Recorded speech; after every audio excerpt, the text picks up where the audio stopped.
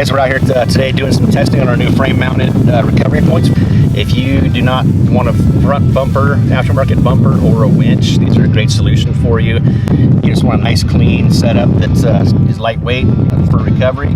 We've got these things here that are bolted to the frame, and then you can hook up to them, use a kinetic rope or shackle, kind of help you get out of a stuck situation if you're in sand or mud. So we're doing some testing on these today before we release them on our website.